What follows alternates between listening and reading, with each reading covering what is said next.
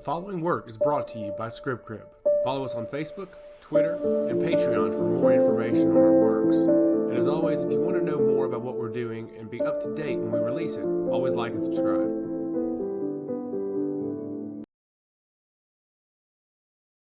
Skaer was taken aback by the sight before him. He was not expecting to see the god of the atmosphere, but instead was sent to see the high priest. However, upon seeing the god of the atmosphere before him, he knew he had to act. He couldn't simply stand there and look befuddled. He had to at least appear confident. "I never thought I would see two gods in 1 week. Perhaps my luck is changing," he announced as he walked into the room. Talgus turned to look at Skaer and examined him closely. He remained quiet while folding his arms across his chest, appearing indifferent at the mortal standing before him. "And what business do you have with the high priest?" asked Talgus as he stood still. Skaer composed his words over a few seconds before speaking, knowing now that he had to be careful. The god of the atmosphere, like the high priest, was quick to anger. He did not want a flock of harpies coming down on the room and a flurry of talons going across his flesh. Skaer knew he had to take care. "My lord, I've been sent from the Isle of Warton to parley with you in the hopes that you can get Xylene to stop attacking us," he said bluntly and directly, getting straight to the point and not mixing words. He knew now nuance was not what he needed, but instead he had to be confident and forthright. The god of the atmosphere would respect it, but only if he was direct. As Skaer spoke, Talgus remained calm and still. He listened to the request, but he didn't heed it very carefully. Instead, he allowed it to pass by him. "Why would you make the trek to Zertal? The Isle of Warton is so far away, there is nothing I can do to help you." Skaer closed his eyes and composed himself again. "My lord, I was hoping you could parley with Xylene. He has been attacking us for centuries and we are trying to get him to stop. The Naga are relentless and we need our ships to make it to port. We were hoping you could talk to him. Perhaps there is something we can offer you that will allow you to do this." Talgus scoffed loudly and turned away from Skaer, walking away toward one of the altars. "The high priest has been gone for some time now, and I've yet to appoint a new one. All of the abbots are after this position, but none of them are worthy of it. Perhaps you have ambitions of your own. What was your name again?" he asked curiously. "My name is Skaer, and I am from the Isle of Warton. I represent the Mertrands." "Ah, yes," announced Talgus as he turned back towards Skaer. "Throughout history, the Mertrands have been typically weak, yet somewhat formidable at the same time. It's quite a conundrum," announced Talgus as he walked forward. "They've remained staunchly independent, though there haven't been attempts to sway them. I can tell you every god has tried to get the Isle of Warton on their side. However, Xylene is the only one who's been aggressive about it. Perhaps you should join him. Perhaps joining Xylene would stop the attacks. But then you would anger more of the gods. Nerilil would send her fleets to attack your ships. Balkus wouldn't care. Valoris is quite useless, but nevertheless he still has his powers, and he has several god touched at his command. Maloris would be the one I would worry about, but it wouldn't be something to really bother yourself with. You should join Xylene. I think it would be the right move." Talgus smiled at Skaer as he tried to convince him to join the god of the seas. "My lord, that is the last thing that I want right now. There is nothing that we would gain by joining Xylene. He has killed countless numbers of our citizens and we need to move on. We need to get aggressive and we need to defend ourselves against him." Talgus nodded slowly. Fine, I understand. You don't want to join him, but you're coming to me for help. Are you prepared to join me instead?" Skaer paused and took a deep breath of the cool air inside Talgus' chamber. He looked over at a blank wall and locked his eyes on a singular brick, trying his best to compose his answer without offending the god of the atmosphere. As was the case in Teardret, he was now poised to answer a question he was not prepared to. Would he have to join a god to ensure the safety of the Isle of Warton? Would he have to sacrifice his independence and swear fealty to a god in order to ensure the safety of his friends and family? Skaer looked back at Talgus and smiled. "My lord, I'm not prepared to become a priest, nor am I prepared to become an abbot or some simple follower." Talgus chuckled and shook his head. "Then what are you prepared to offer?" Skaer glanced down at the ground and shook his head. "I don't know what I'm prepared to offer," he answered in a very contrite and solemn tone. Talgus smiled and walked over to Skaer. "How about instead of seeing what you can offer me, why don't we see what you want instead?" Talgus paused and turned toward an open window. "I know you want the safety and security of the Isle of Warton. That can be offered and that can be secured. Xylene will want something for it, and I can tell you this, I will as well if I'm going to broker the peace. And I think, Skaer, you have something that both of us want. It's not something the Isle of Warton has, but instead what you possess in your heart. It's what you possess in your drive. It's what you possess in that fervor that has slayed countless numbers of Naga. Xylene has talked about you to me. I know of your exploits, and I know how powerful you are. I know about that drive and that hunger that fuels you. I know that if I had someone like Skaer on my side, I would have a powerful ally and a powerful warrior at my disposal. Talgus turned back to Skaer and smiled. How about instead of seeing what you can offer me, how about I tell you what I am willing to offer you? I don't want you to be a priest. I don't want you to be an abbot. Someone of your ability would be a waste for you to be a follower. I need you to be something more.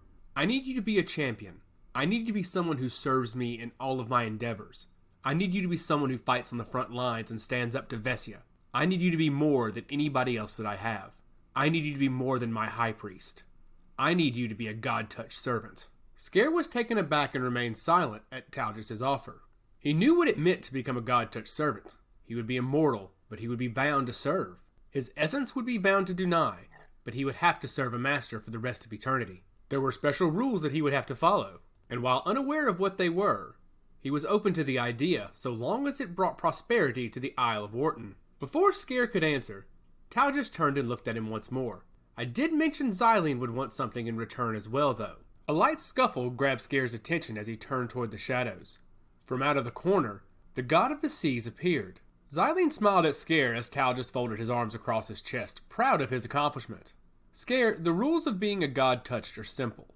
You must serve the god who binds your essence to deny. However, there is one caveat. You are allowed to change your allegiance one time. In exchange for the safety and security of the Isle of Warton, you will be converted into a god-touched servant of Xylene. You will learn some of his abilities, and you will become a very dutiful warrior. Upon completion of the conversion, you will convert your allegiance to me. You will serve me as the god of atmosphere, though you will be loaned from time to time to serve Xylene, the god of the sea. All of this is in exchange for the safety of the Isle of Warton. However, this does come at another cost. If the Isle of Warton joins another god, say Darien or Valkus, then our agreement is null. You will still be a god-touched servant, and you will still be bound to me. However, the Isle of Warton's safety will no longer be guaranteed. Skaer closed his eyes and composed his thoughts as Xylene folded his arms across his chest and appeared defiant. You are a dutiful warrior and very powerful. I have lost countless number of Naga to you, and I look forward to your servitude, even if it's under the guise of Talgus. Skaer nodded slowly, already making up his mind to what he was going to do and what had to be done. I will submit to being your god-touched, Talgus. I will allow Xylene to convert me. However, I would like to be able to return to the Isle of Warton one time to tell them the conditions. They need to be made aware of the terms of our arrangement so that they don't violate them. Talgus and Xylene looked over at one another and nodded simultaneously. I suppose that's only fair, answered Xylene softly. We will allow you to return to the Isle of Warton once the conversion is complete. Let King Rylagek know of what has happened, what has transpired, and what sacrifice you have made. Skaer opened his eyes and looked up at both of the gods. Then let's get this over with.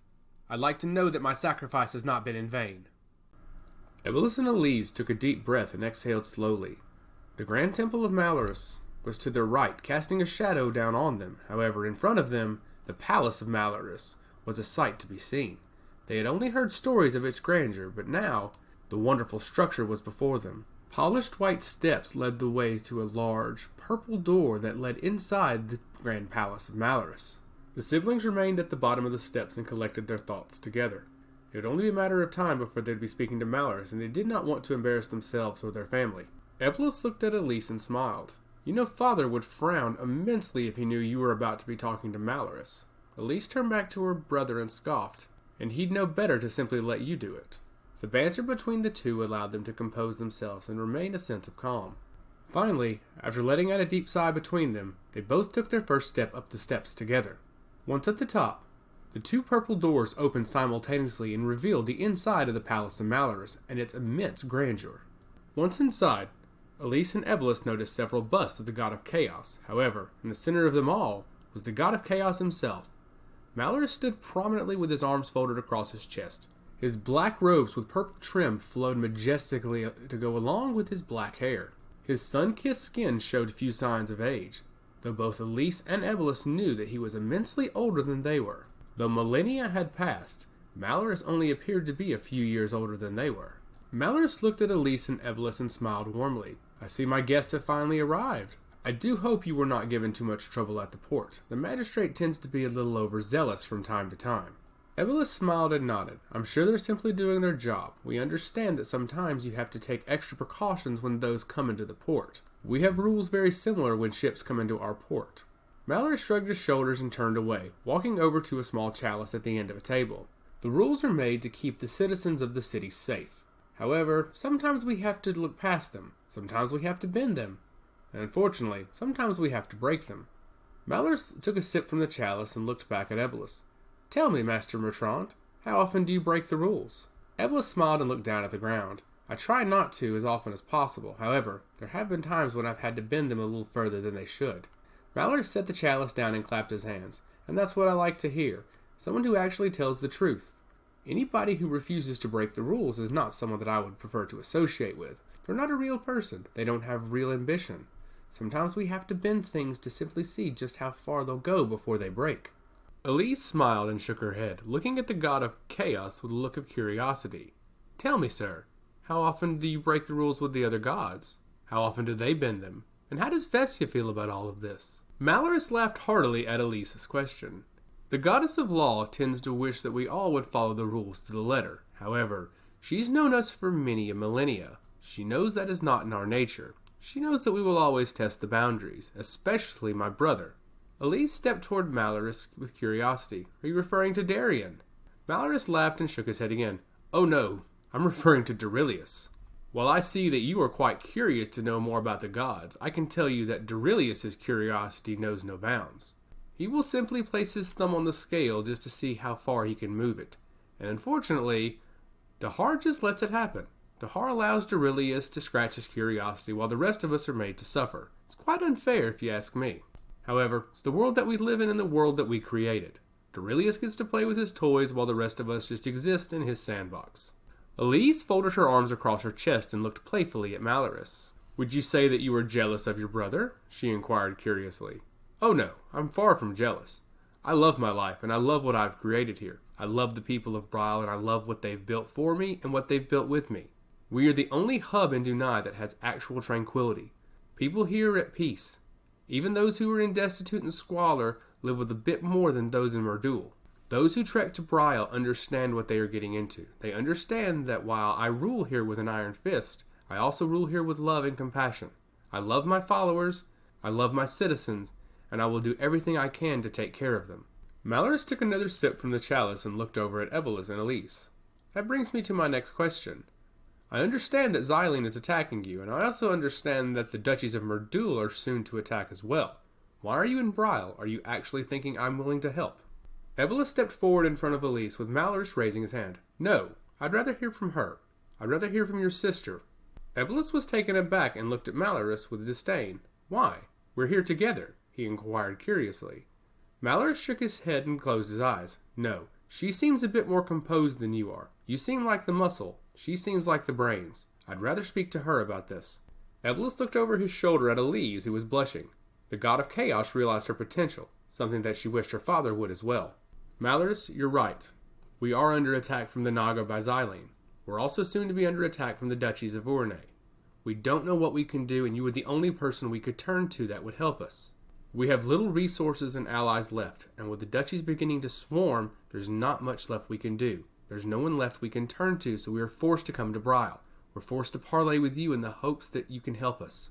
Maloris locked eyes with Elise and set the chalice down on the table. You're not followers of me. You do not worship me. You do not live in Brile. How can I actually help you if I don't get anything out of it in return?